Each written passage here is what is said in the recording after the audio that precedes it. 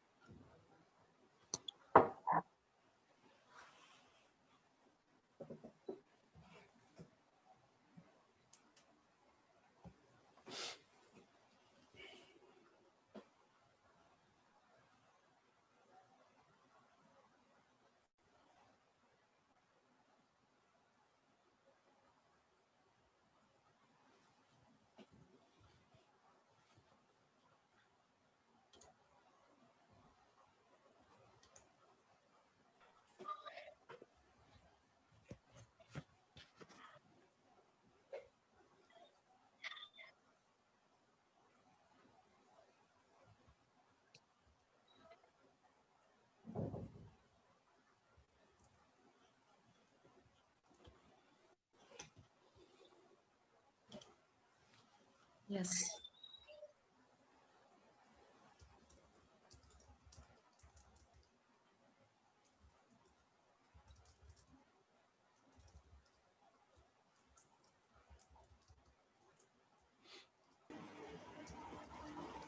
Hello. Hello. Um, Start thấy tụi em.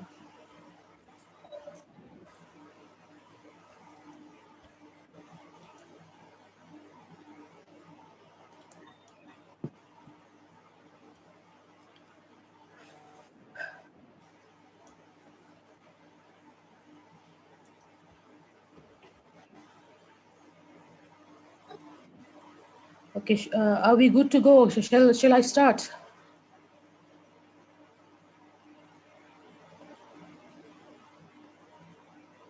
Okay. All right. Sorry for the technical error tonight. Okay, we'll just go from here. Okay, welcome everyone. Thank you for joining 1 week international webinar on learning in the 21st century. Uh, my name is Vandal Yani, Assistant Professor from the Department of English, Government Certificate College. This week's webinar is a joint venture collaboration between Higher and Technical Institutes of Mizoram, Hatim, Lunglei, and Language and Communications Committee of Government Certificate College. We have put a huge effort to put this webinar together. And before we call upon tonight's resource person, Mr. Alain Lalshakuya, let us first invite the principal of Higher and Technical Institute of Mizoram, Hatim, Mr. Wan Sang of Van Chong, to deliver a speech. Mr. Wan Sang of Van Chong, sir, if you're ready.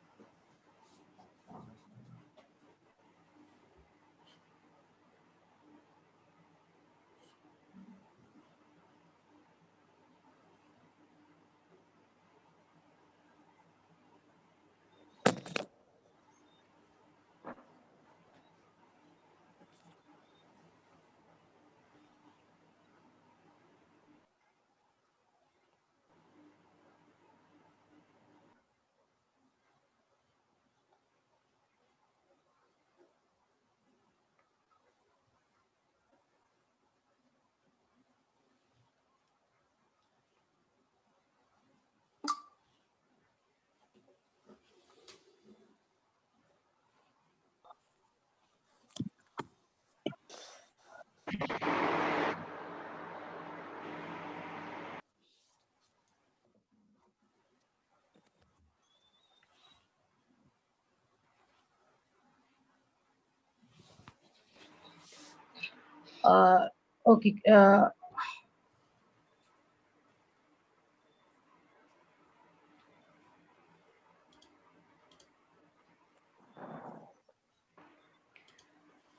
Okay, there seems to be a technical glitch. Sorry for the inconvenience. Please bear with us. Uh, Tonight we come to the first session, the first night of 1 week international webinar on learning in the 21st century. This webinar's title is significant and relevant because as our world recognizes increased globalization, 21st century learning, basically, it refers to the skills and technologies that will position students to uh, succeed in a world that ever increasingly requires collaboration, critical thinking, adaptability, grit, and perseverance. And before we get started, I'd like to introduce our speaker for tonight, Mr. Alain Lalshakuya from ITI Aizol, who received his Bachelor of Engineering in Computer Science and Engineering from University Visvesvaraya College of Engineering, Bangalore in 2009, and Master of Technology in Software Systems from Birla Institute of Technology and Science, Pilani, India in 2016. He has been a PHP web developer and contractor at Free State Group, Overland Park, Kansas, and a back-end developer at Blue Mandala Communications, Nelson, Canada. Under the Mizoram State E-Governance Society, he has been a software uh, engineer and a consultant in technology management under the National E-Governance Division. He became the founder and CEO of Leyland Consulting Private Limited, Aizawl, Mizoram from July 2019 till date. I'd also like to mention his achievements, which include designing and developing website management framework for the state government that powers 150 websites in the state. The project is awarded Scotch Platinum Award by Scotch Group in September 2016 at Hyderabad. He has successfully implemented and managed government inventory management system. The project is awarded Scotch Top 100 Projects in India by Scotch Group in September 2016 at Hyderabad. He has developed a mobile application for Aizawl District Disaster Management Authority to better serve the citizens in times of disaster incidents. Uh, this project is awarded National Award for E-Governance 2017, 2008 in silver under Best District Level Initiative through ICT in Northeast states by the Department of Administrative Reforms and Public Grievances, Government of India. I'd also like to mention that in the light of this pandemic that we are facing, Mr. Alain and his company designed and created free apps such as Solnu tracking app, Garfield Pass app, Meet supply chain app, all of which are very useful, functional, practical, and convenient for the government and its citizens. We are very fortunate to have such a remarkable citizen and entrepreneur with us here tonight who willingly agreed to speak for us amidst his busy schedule. So Mr. Alan's topic for tonight is scope of information technology in entrepreneurship. He'll be talking about how IT benefits the business world and how it maximizes productivity and so on and so forth. I'm sure his speech will be very interesting and fruitful for all the participants tonight. And just a quick reminder before we get started, if you have any questions, any queries, any doubts at all, please feel free to ask any clarifications you want. Just drop your questions into the question box in the Q&A box in your control panel, and hopefully I'll bring them up during or after the presentation. Hopefully we'll have plenty of time for questions and discussions at the end of Mr. Alan's lecture. And now, without further ado, we will turn the time over to Mr. Alan. Mr. Alan, whenever you're Yeah. ready, the Okay, screen is all thank you. yours. Thank you. Okay, thank you, Ms. Pui Pui, for the kind introduction. It was most of the achievement that she talks about. It's more of a teamwork rather than an individual work. So anyway, those are the achievements that I participated in, and I'm thankful for the kind introduction. And hello, everyone. Uh, Thanks to the organizer and the participants tonight who made this event possible, and also the opportunity for me to speak in front of you tonight. And before we start, I'm going to post a link in the chat box. It's a survey link, and you will have to answer a few questions, about 4 or 5 questions, and then we will see the result. Wait, let me, okay. Okay, everyone should see the link. So if you answer that question, we will see the results in a short while. Now let's begin. Now, okay, our theme for the week is learning in the 21st century. It's quite befitting to talk about this information technology and entrepreneurship in this webinar as well. The advent of information technology brought the fundamental changes to different aspects of our life. The topic we are going to discuss tonight is also about how information technology impact entrepreneurship and how it plays an important role in modern entrepreneurship, and about how they both intertwined in today's business world. Today, it's not wrong to say we work with information technology, and we learn with information technology, we sleep with information technology. It's true, we sleep with information technology. And surprisingly, many people do eat with technology. Even in the questions that I have posted in the survey form, you will see that I was asking about whether you watch TV while eating. And how many of you watch TV, YouTube, or Netflix while eating dinner? That's the question and many of us can answer silently. Um, Technology even follows us to our bedroom, bathroom. If I ask you to raise your hand honestly, how many of you use your mobile phone in the toilet? I suspect many of us will be among those who tweet, WhatsApp, playing games while doing the toilet business.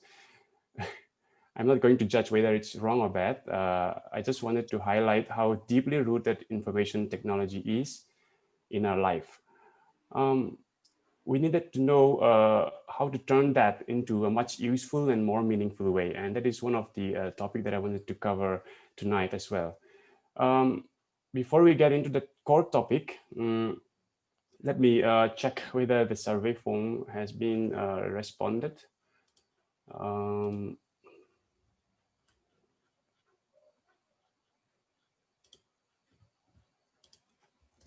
Click the subscribe button.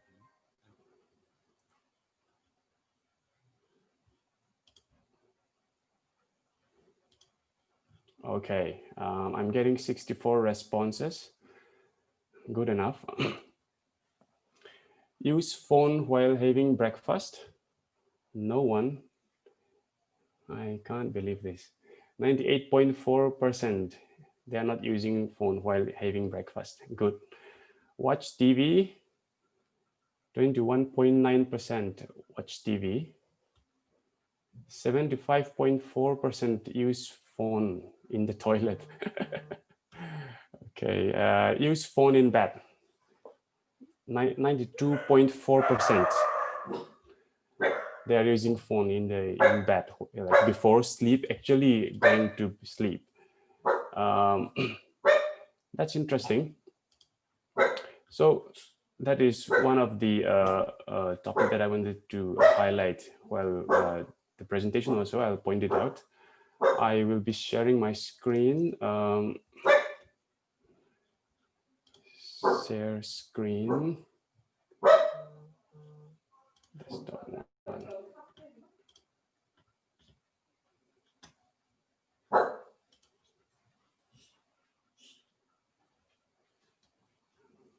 Okay. I will have to join again. I cannot share my screen without restarting Zoom. So sorry, I'll join again.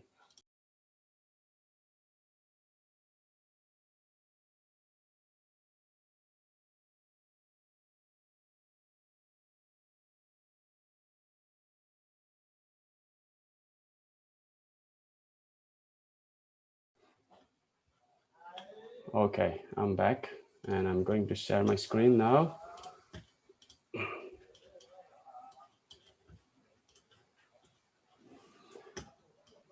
Okay, this was the, I hope everyone can see my screen. Can you raise your hand if you cannot see my screen so that we can go ahead with the rest of the presentation.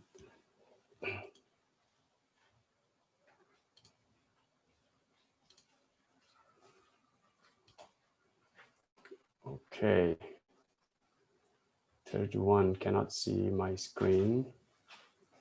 Anyway, yeah, let me proceed. Okay, Miss Pui, can you see my screen? Yes, yes, I can see your screen. Okay, okay, then I'm going to proceed. I have a few slides here just to help me navigate while I'm going through my speech. I'll just go through this presentation along with the speech.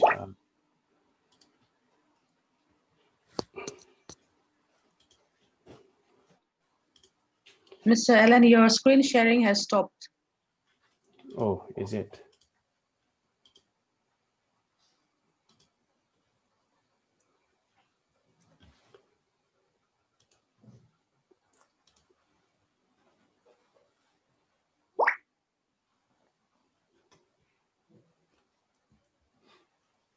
Can you see my screen?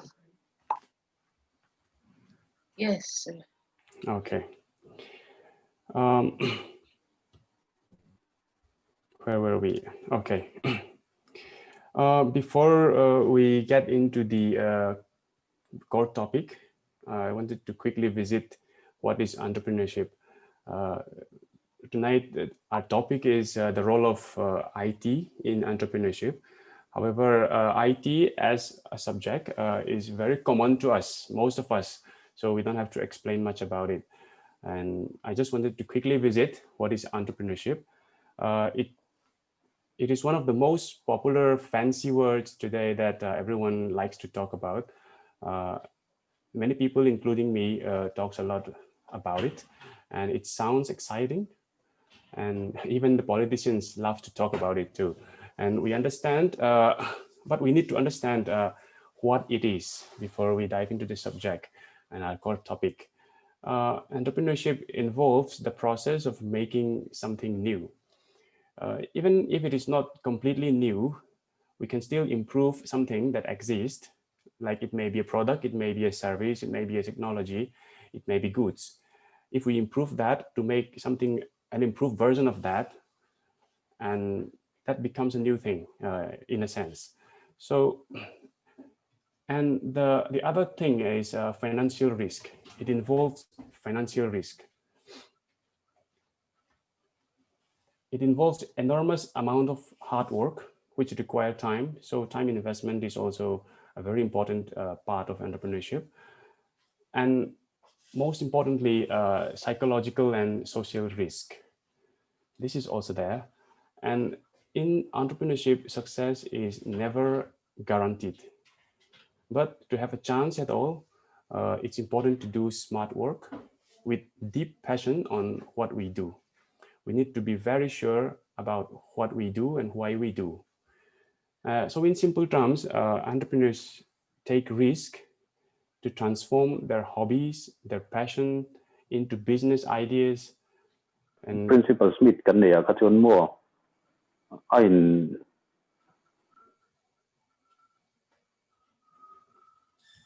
that will eventually give them financial gains. So now moving to our topic, we are going to discuss the role of IT in entrepreneurship. I'm going to discuss in brief how IT ka can thei mai che ka ti lai katuan no facilitate and sometimes reduce business risk for entrepreneur. I know many of the participants are not from IT background. We are not going to discuss fancy IT words or hi-fi technology or technical terms or how to write software. Instead, we're going to discuss how we can leverage technology by acknowledging what it can offer. Whether we want it or not, IT will form a part of every business, irrespective of size and type in the future. So the first role that it plays. Before that, I'm not going to say that this list that I'm going to discuss is an exhaustive list that we have to follow or uh, we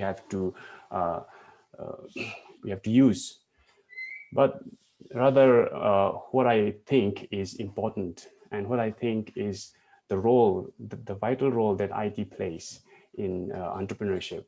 The first one is access to learning resource. Before information technology, our main source of learning resources are books, and mainly through schools, college, and universities. Now we can access enormous amount of learning resources from the internet. Many resources are free to access. Some, of course, you have to pay. And we need to learn how to harvest these enormous advantages to facilitate our business. And you can access many resources from top-notch institutions like Stanford, MIT, Johns Hopkins University, IIT, to name a few, all without spending a penny. I may be wrong, but you have to spend a few bucks on your internet pack, or maybe your yeah. Okay, and the advantage here is that you can learn from your home on your own pace, even while pursuing your degree course. You can easily learn how to cook, how to bake, how to weave from YouTube. YouTube is one very good source of learning materials where everyone can learn. Even my three years old girl can easily navigate and learn and browse through YouTube. It's quite easy to use.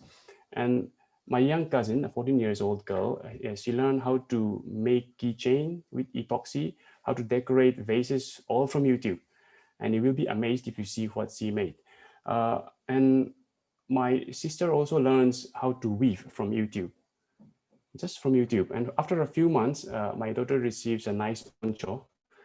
Uh, she didn't turn that into business, but my point here is that there are a lot of learning resources that we can harvest. Even I myself learned many of the programming languages and framework that I know today for free through the internet. And during COVID pandemic, it can be seen from social media tweets and Facebook posts, Instagram posts, that many people learn new skill set. They acquire new hobbies. And we can see that many people learn home gardening as well. And it is estimated that in a matter of months, vegetable production will increase in Mizoram. To build a successful business, it requires learning. There are different aspects of business in order to be successful that we need to be aware of. Even many many entrepreneurs, they are not aware of some pitfalls, some business lessons that they didn't learn in the beginning. So those are the pitfall and the weaknesses when they started their business and while going forward. So before starting a business, it's very, very important to learn as much as possible about the business, about my passion, about the product, about how to run a business, and different aspects of that. So those resources can be easily accessed today with the help of ICT. Many of us don't have a sufficient financial backup or support to attend training centers, expensive institutions to learn these materials. But with IT, we can start learning now, improving our skill set, and start gaining knowledge to bootstrap your ideas if you want to turn that into business.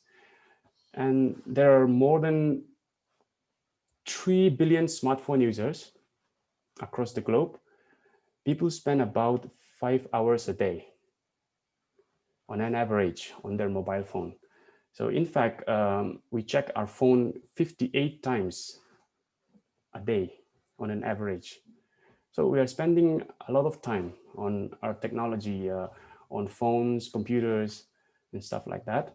So we're spending close to a quarter of a day on our phone alone. Most of us endlessly swipe and surf on things that do not add much value to us. And we can safely say we all have either mobile phones or computer with us these days. And the cost of internet is becoming very, very cheap. And it's becoming faster and cheaper year by year. It's not wrong to say we all have the same tools and opportunity in our hands. So it all depends on how we use it. So I wanted to urge all the participants, especially students, to start exploring and to start learning. And by doing so, you may as well find your passion, which later you can turn into a successful business. So the next point is grow business rich. This is one aspect of a business that ICT tools can really, really help. In India alone, Amazon receives about 1.5 to 2 lakhs orders on a daily basis. So can you imagine the resources required to handle such a high amount of orders if Amazon is only a physical store? The average wait time in a grocery store is roughly about 5 minutes. So going by that number, it will require around 520 counters to process 1.5 lakhs order within 24 hours. So that too, like every hour in a day, they have to process the orders. They don't have any break or any holiday. So now looking at a global scale, the human resources and financial resources required will be really, really high, that it's unthinkable if we are processing the order manually. All that is possible only through the help of IT. So one of our clients used to receive a minuscule amount of orders from neighboring states. They're from Mizoram. He approaches us, and after a few meetings, we decided to launch a website to sell his merchandise. And he started telling people from outside Mizoram to order from their website whenever they call. So after 1 year, his total sales through the website crosses around 20 lakhs. So not only from neighboring states, he started receiving orders from other states outside Northeast as well. And it opens up a huge potential for him. He can reach buyers nationwide. So the potential is like increased to a much greater extent. That is only one aspect or one example that I can set forth as of now. And the next thing is cost and time. Let's look at Amazon again. Here we are taking Amazon.in as an example. A customer on an average waits 5 minutes in the grocery store to check out manually. However, Amazon can cater to thousands of customers with almost zero wait time for checkout. That means with the help of IT. So going by the previous statistics, where if I go back the slide a bit, where we need 520 counters to process 1.5 lakhs order. If we go by that statistics, within a minute, 100 plus checkouts will be happening at Amazon.in. So I think you can imagine the sum total of minutes or hours saved by the customers, which could have been several hours if it is a traditional checkout process. And I want to talk a bit about one application that we have developed during the onset of COVID pandemic. Ms. Pui Pui have mentioned in the beginning, it's Garfield Pass. It's not a very complex application. It's a simple one. Uh, by the end of the pandemic, all of a sudden the government was issuing an order, a curfew order in the in Aizawl district, and however, people still need to go out. There are emergencies. They need medicine. They need supplies, so they have to get a permit. So what they did was they have to go to DC office and they have to form a line. They have to submit their application and then wait for their turn, stuff like that. So the next day, what happened is people like form a line outside the office, and the line even continues outside the premises of the DC office. So it's a very, very long line. So during this COVID pandemic, uh, the very important thing is social distancing, but we cannot maintain social distancing because of that. So what we think was we decided to step in and offer a helping hand. So we contacted the DC office and we offer a simple web application where people can submit their request. And also the officer in charge in the office will process their request and then send back the permit right within the system, all in a few minutes. And people quickly adapt to the system, and we have received 10,000 requests over a week time. So a simple technological solution helps save people money and time, and more importantly, it is also environmental friendly. So technology not only save time and cost, it can help environment also. See, if less people are driving cars to go to the office, that means less burning fuel. So less burning fuel means environmental friendly.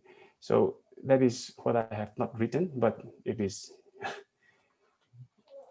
there. The truth is there. And the next thing I wanted to discuss is business analysis.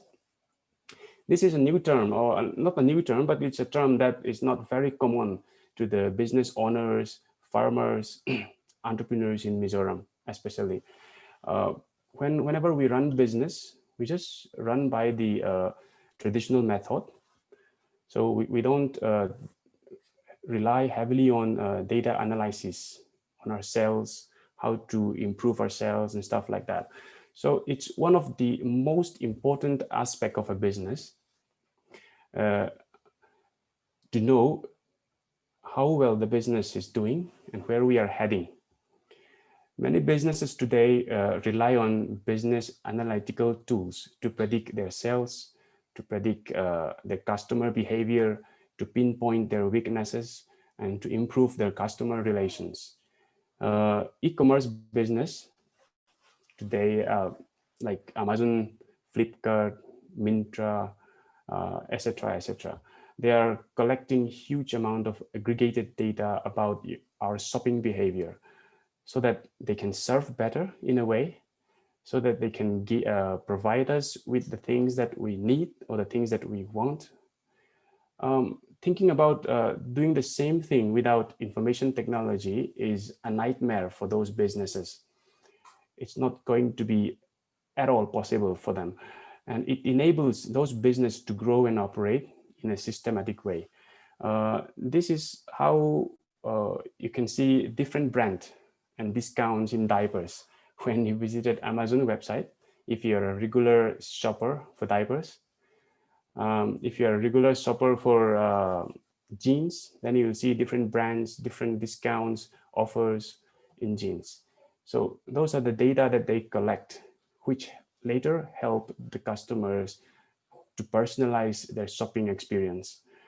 I believe that if we can incorporate these analytical tools in our business, even in Mizoram, many businesses, farmers, local shop owners, they can do much better than where they are today.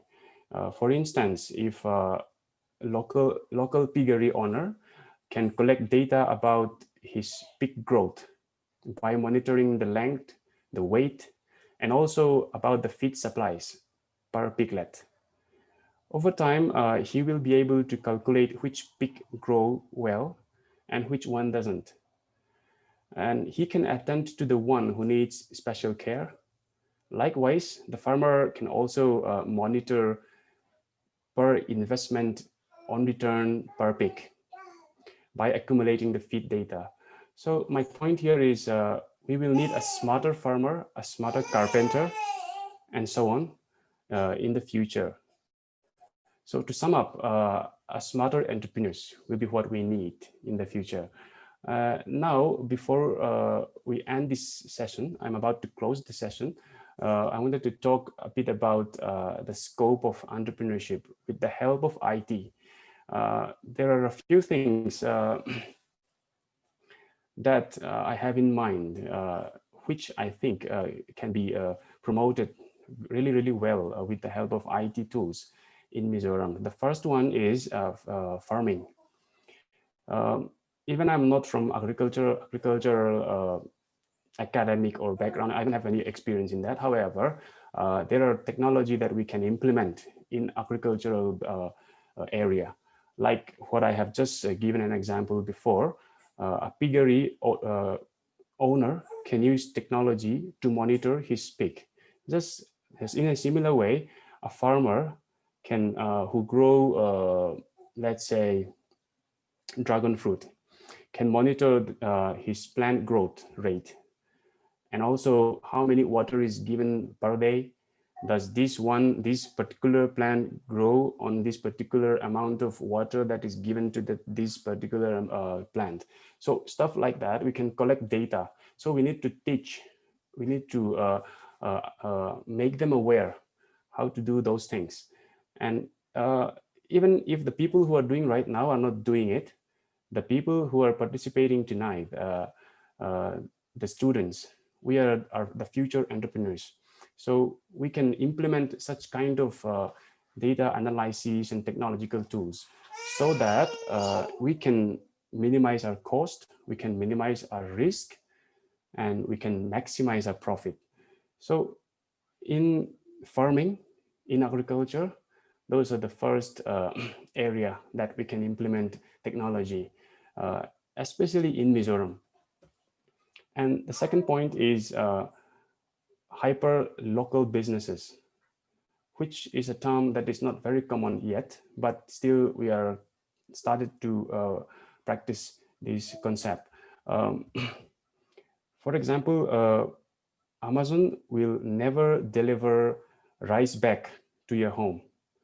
It may happen, but it's very unlikely. Likewise, they will never deliver fresh vegetables to your home. So those are the things that the locals can do, like and entrepreneurs who who can collect those merchandise, those vegetables, maybe rice bag, and then put it in a warehouse, and then set up a website or maybe a WhatsApp group or Telegram group or Facebook page, and then he can ask people to order, or he can even receive, he can even accept phone call to make an order, and then based on that order, he can deliver anywhere within the local community or the district or the town area, city area, stuff like that. So these are the things that the locals can do that those big companies will not do very likely in the future. So those areas can also be taken up by us, by the locals. And the third point is tourism.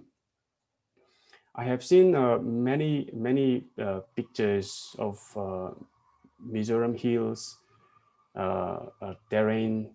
It's so beautiful. Sometimes I thought that it's not Mizoram, and these pictures can be. I wanted to urge photographers to take more pictures so that people from outside Mizoram can experience how it is like in Mizoram. How is our hills like? How is our rivers like? Stuff like that. So these pictures can later then be used by the tour operator. So tour operator can, right now there are no proper tour operator in Mizoram. So even if a tourist wants to come to Mizoram and then visit different places, there is no business who can operate those kind of logistics. So there are a lot of things that we can do as entrepreneurs. in the field of tourism. This field is not at all touched by the private enterprise as of now in Mizoram. So these three fields, agriculture, hyper-local businesses, and the tourism. These are the three fields that I wanted to highlight tonight, that as an entrepreneurs or future entrepreneurs, that the thing that we can follow and we can focus on. I think it's going to be one of the big area that business will flourish in the coming years. Okay, I consider myself an entrepreneur. I have deep interest in computer software and I love writing software also. We as a company, we truly believe that information technology can provide help and solutions to many of our problems. And we wanted to take part in that journey towards a better future.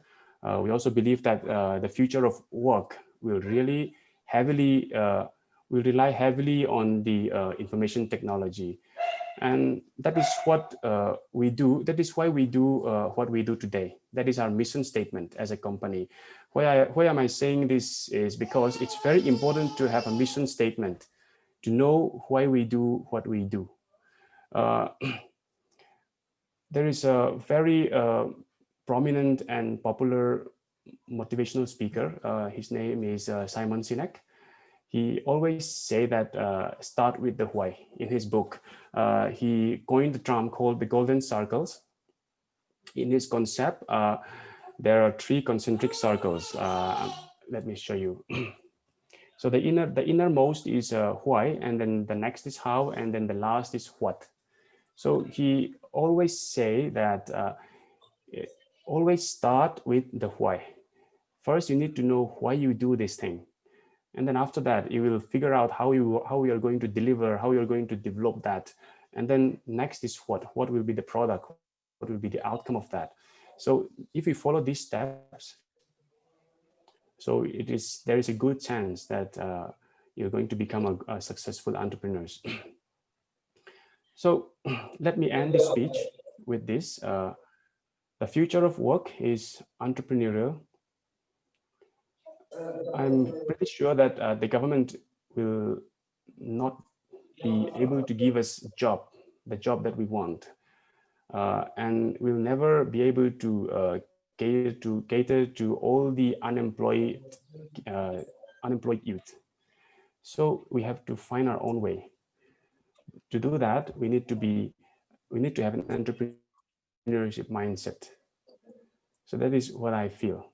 And there is one article. Let me share one article.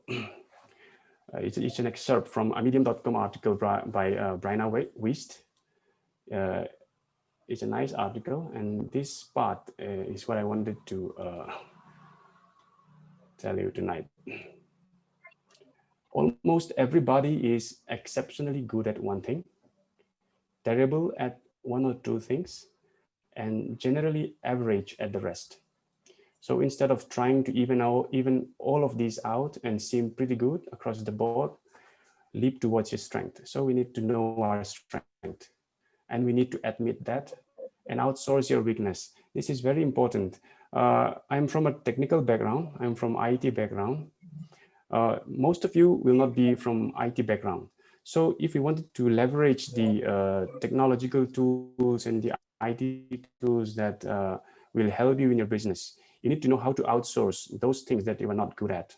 You need to know how to get help from others. And you are not only capable of becoming this person, you are meant to be this person.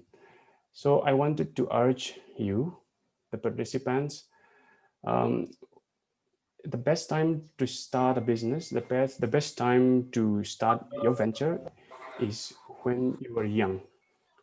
So when we are young and energetic, it's easier to take the risk and it is easier to start venturing.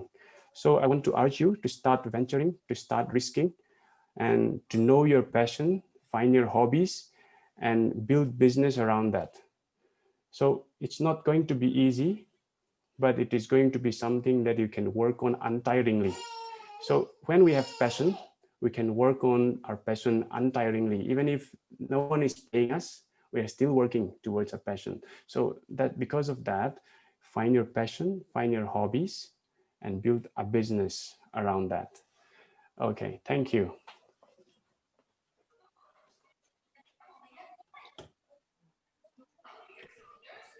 Okay, so I think we are ready for the question and answers round, Mr. Allen.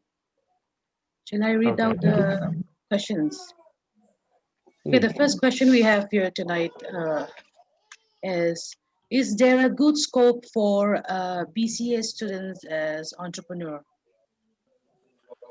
Um, I feel there is. Tonight, it was not about the IT professionals alone. That is why I'm not covering much about that topic. Even in our company, it's a very small company. So every investment that we made on human resource, it should worth it. So because of that, when we hire people, they should be able to provide value to the company. So my point is that even BCA people, MCA person, or he may be a BE or BTech, if they have the skill, they will have the chance. But if they don't have the skill, they will not have the chance.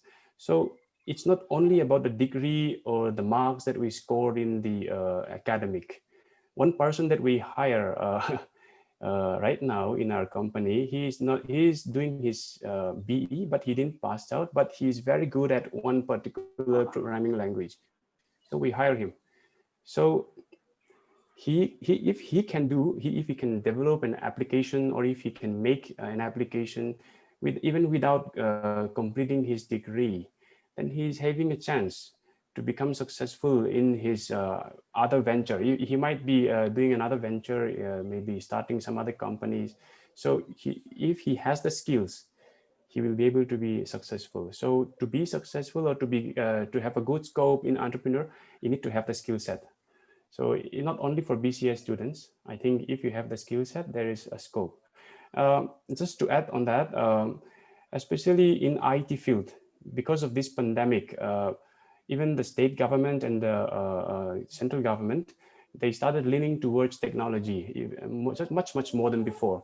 So because of that, there are so many uh, business scopes that arises. It's funny that every about a month ago, every day I used to get 2 or 3 people who come to my office to talk about their business ideas to start this e-commerce site and stuff like that. So people are started using technology on their business. That means as a BCS students, you have the skill set to for the technology part. You just need to learn the business part. Then you have a scope. That's what I believe.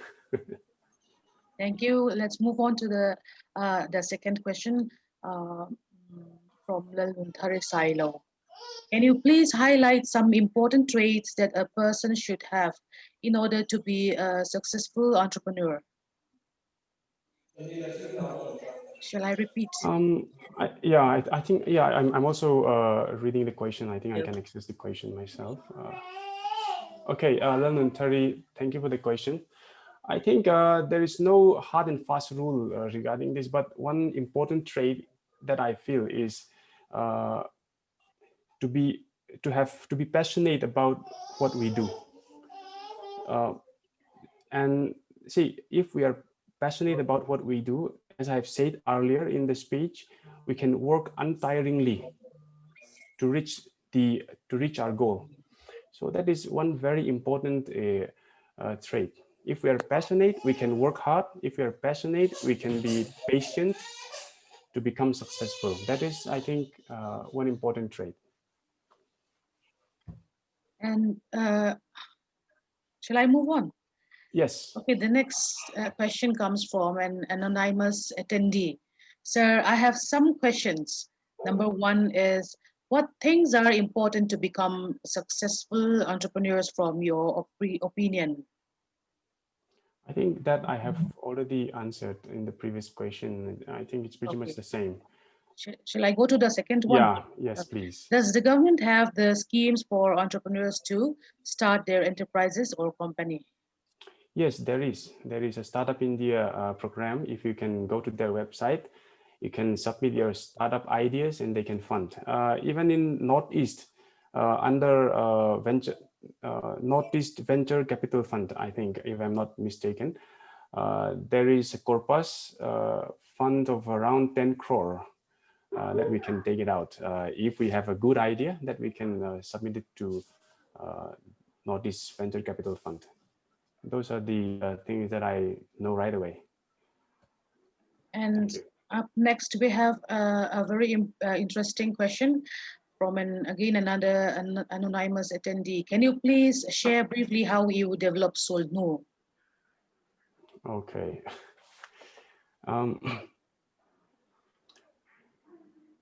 When when the government issue an order about like businesses and local stores should keep their registers in their store to write down the names of their visitors, their customers, I was thinking during like in order to keep like physical distance, we should be maintaining 6 feet and stuff like that.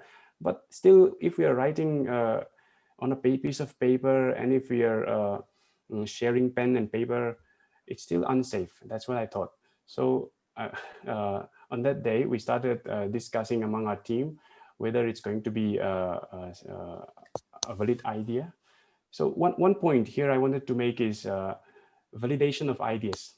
If you have ideas, don't just start. Validate your ideas. Validate with your friends, validate with your neighbors, or maybe your mentors. It is a very important step in starting an entrepreneurship venture. So back to Sulnu. So we had discussion and then we decided that it's going to be helpful. So I called up my friend, the DC cell chief. He's my friend during the election while I was working in the government. He thought that the idea will work. So he said that if you start developing and then if it is successfully developed, just send it to me. We will use it, he said. So then I started working on it. And after a few days, we had the first version. And then we share it across friends and families. And we started submitting publication to Google Play Store and App Store also. And then after that, we get a call from government. They told us that it can be helpful. So we have a presentation in front of the State Executive Committee where the CS is the chairman. And they are quite impressed. And it looks like they're going to use it for the whole state. So that is a long story. Okay, let me go to the next question because I think it's relatable to the previous one. Does it take a long time to make an app?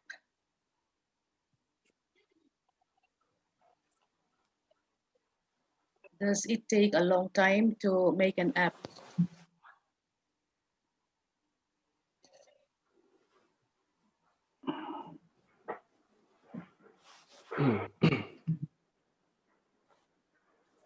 It depends on the complexity of the application.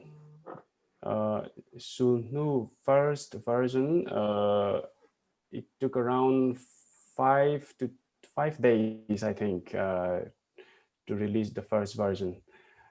It was still buggy, but it's usable.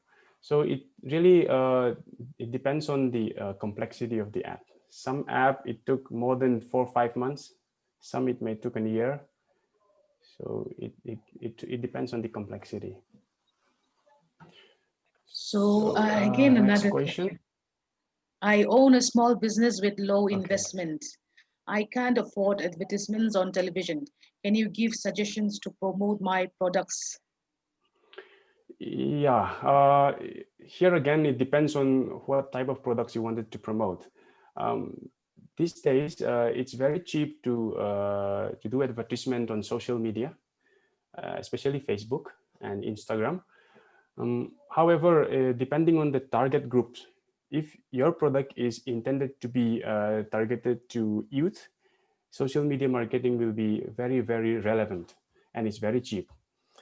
We had an experiment, a small experiment, a few months back. We posted an advertisement in Vang Lai Ni, Chensinbu, where we didn't receive much call. And we spent around 12,000, I think, for 5 days advertisement in the front page. Then the next week, we tried the same thing with Facebook, Instagram, and Twitter. And we are getting lakhs of views and interaction, and we receive so many interactions.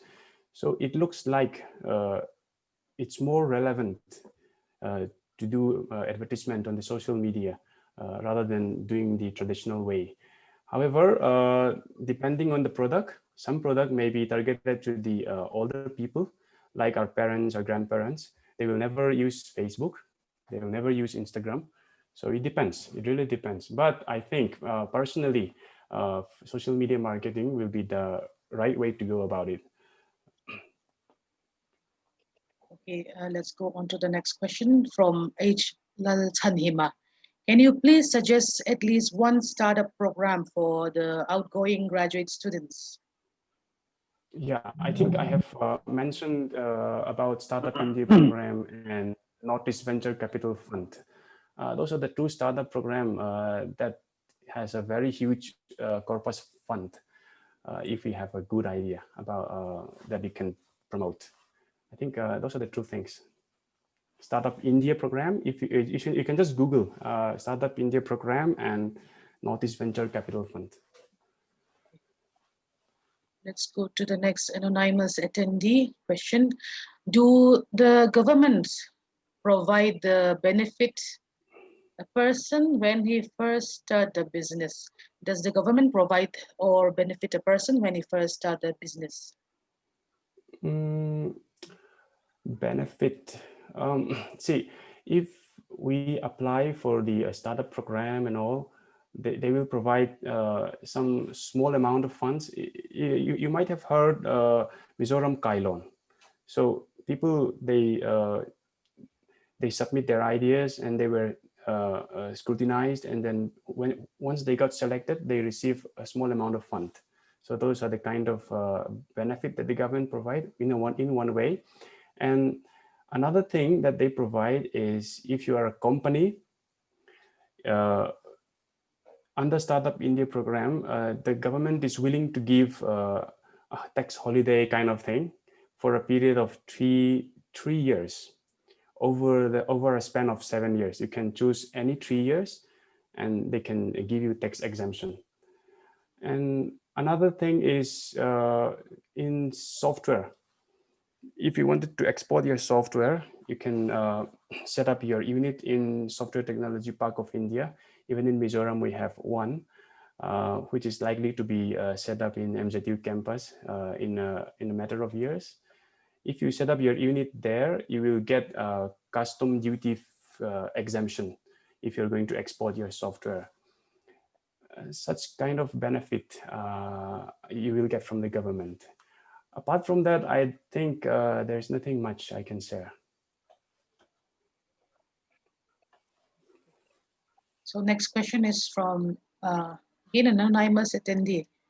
Do you think there is a scope for social media and all those apps on Google Play for business, especially for the Mizos?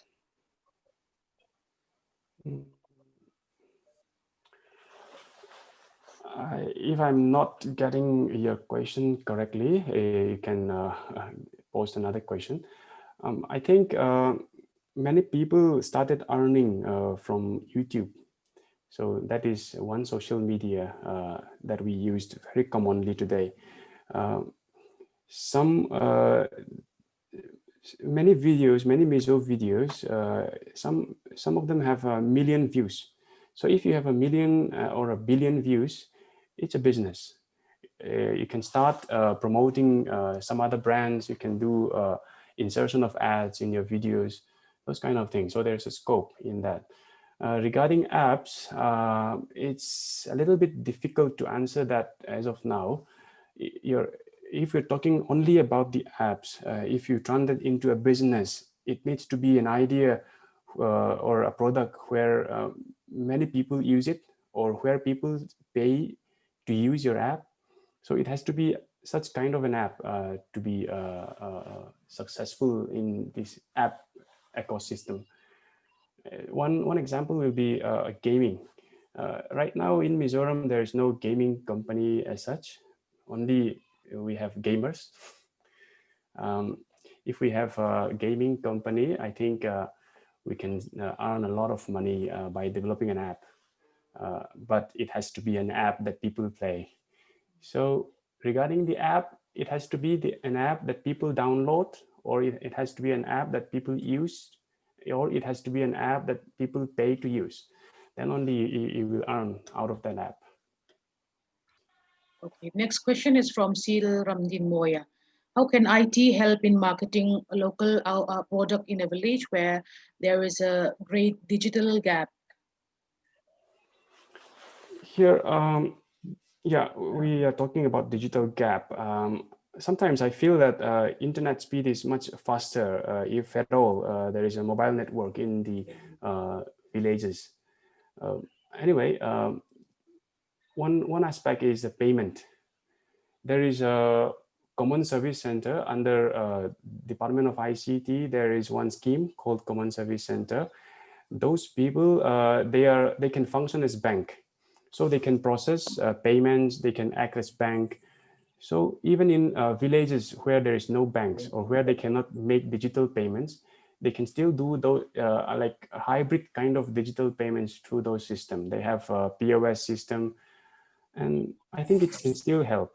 And another aspect is like, for example, even without asking the farmers to directly use the application or the IT tools, we can have a mediator, or what to say, a person who can act in place of the government. If we can have that person to collect the information about the price of their produce, then if we can match that with the market price in Aizawl or in other district capital or something like that, then if the people, the actual people who work, the actual people who do the hard work know that their pricing, the price of their produce is this much in this area, then they can then know how to price, how to value the pricing, how to do their pricing and all. So I think it can help in a way indirectly, even if they cannot have direct access to internet or IT tools. Okay, let's move on to the next question. So, according to your experiences or feedbacks with the invaluable apps that you have launched for the Mizo so far, please share us the attitudes of the people towards such apps. In other words, how will do the Mizos make use of the apps? Okay. I think if we're talking about apps, yeah, I think you meant mobile apps. One example I wanted to give is in Kale.com. They are one of the biggest online community, we can say, with most number of visitors and most number of users. Per day, they have about 1.5 lakhs views, something like that. So my point is, they are moving to mobile apps. Why? Because even in the presentation, I have highlighted that there are around 3 billion smartphones across the globe. So people are using mobile phones much more than their computers and their laptops to browse internet. So if that is the statistics, it's true for Mizo also. So the website that I have mentioned in Kel.com, in their statistics also, roughly 90% of the users are from mobile phone. So that means even in Mizoram also, we adapted to mobile connectivity, we adapted to portability and mobile access. So I think even our apps, that's sulnu.com, it's only about a month, less than a month now. So we have around 12,000, more than that, around 13,000 installs already. So if the app is good, or if the app is useful to the person, they will download and they will use it. So irrespective of whether he's a Mizo or he is a non-Mizo. So I think it's pretty much the same. Yes, next question. So, which language do you prefer to start learning as a beginner, PHP or Nodejs? Okay. um,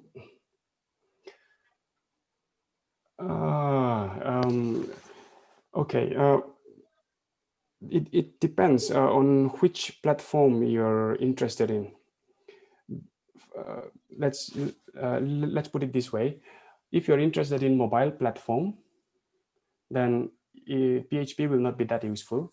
But if you're interested in the desktop platform, then PHP will be useful. Desktop in the sense, I mean like a browser accessible application. So, however, looking at the trend, the technological trend, I think Node.js will be much versatile. And Node.js alone, uh, you cannot use as it is. You need to know JavaScript. So that is the language by which Node.js is written. You need to know JavaScript very well, and then you will eventually learn Node.js. I think it will be much more versatile in the future. And I think this is our last question. How to improve learning programming language from books or YouTube?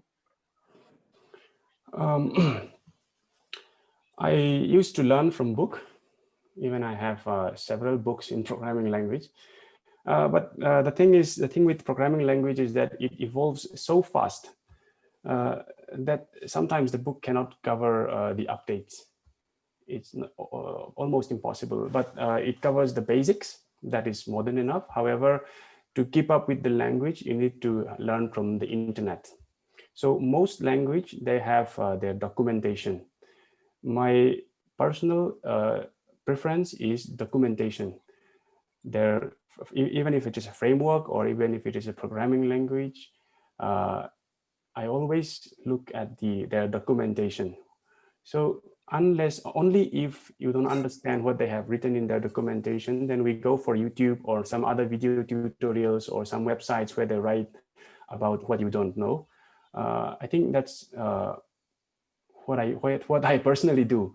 And I think in their case, it depends on person to person what we prefer. Some prefer video-based learning, some prefer text-based learning. So it depends on personal choice. My personal choice is text-based.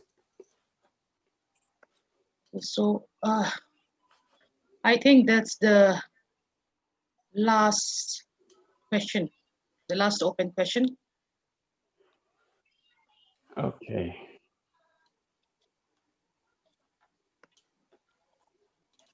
Just 1 minute. Sir.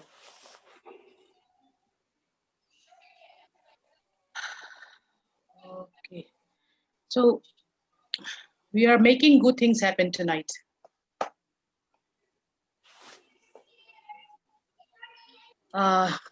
Anyway, we deeply apologize. We deeply regret the technical glitch that we have experienced at the beginning of the session. I would like to call the principal of HATIM, Mr. Van Tong, to deliver a speech.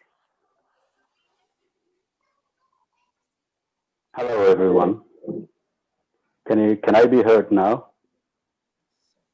Hello. Hello. Loud and clear, sir. We can hear you. All right. Yes.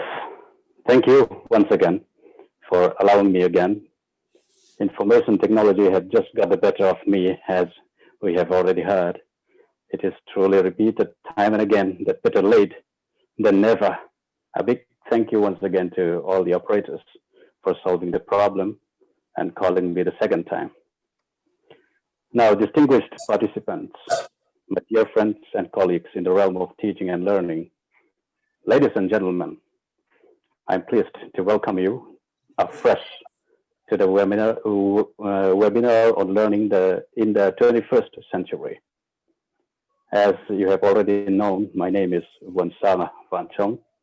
I'm the present principal of Higher and Technical Institute, Mizoram. In this virtual conference room, I recognize some of familiar names of participants from various sectors. Some are from government, some are from private, and some from different major groups. You must have all been eagerly waiting for this webinar. I'm sure we're also reaching out to various practitioners, technologists, innovators, business professionals like Mr. Alain, and civil society representatives. I'd like to extend a warm welcome to you all. Dear friends, you all may be wondering as to why we are and so different from one another discipline-wise. In fact, learning can indeed be very diverse in nature, and it can really be very inclusive too. As the topic of the webinar spells out, we are trying to explore various areas of learning in this short period through various means. We all understand the importance of information technology and innovation in our day-to-day lives, and the way in which they are transforming our world. And we also know the importance of languages and the way they get us connected to one another. If this was not clear earlier, it is blindingly obvious now in the time of the COVID-19 pandemic. Information technology and innovation and languages are all indispensable for our response to and recovery from this crisis. What is equally important is our collaboration in this great effort. And this is not just another scientific task. It is where policymakers, entrepreneurs, business people, financiers, diplomats, and civil society come together in partnership. Now, distinguished participants, this webinar will discuss on different issues and different topics.